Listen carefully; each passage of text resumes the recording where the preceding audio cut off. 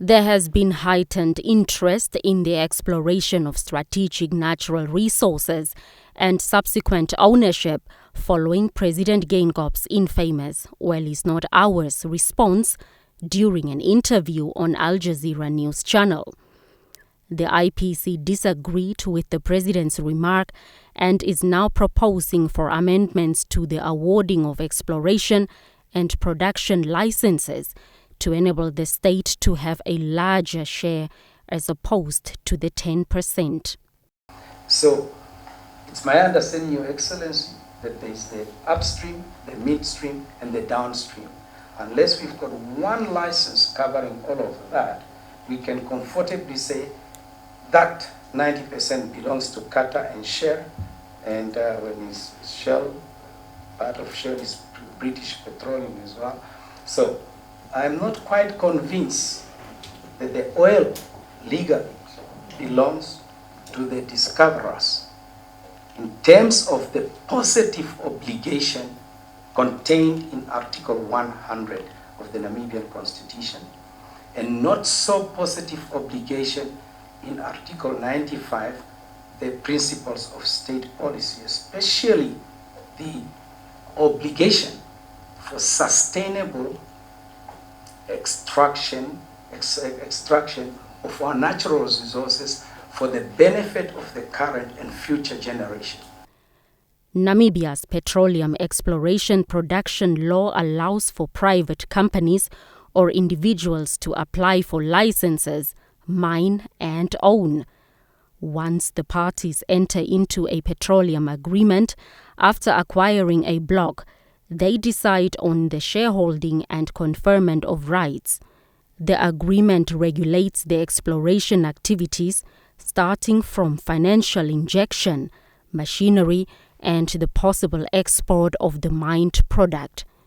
This is where the challenge has been for government, which led to the state's interest being secured with rather 10% ownership in mining projects through NAMCOR plus royalties. If the state feels through NAMCOR, it has the money, yes, by all means. But so far, we've never had a case where we take 90% and spend all that money. To just simply get a rig there is $2 million per day, and you will be on that site for up to 90 days. That money is taxpayers' money. The president is absolutely correct. How do I spend $2 million per day having gotten this huge, colossal drilling rig, and it stays there? Sometimes when it doesn't go well, it goes beyond 120 days. Excuse my rudeness.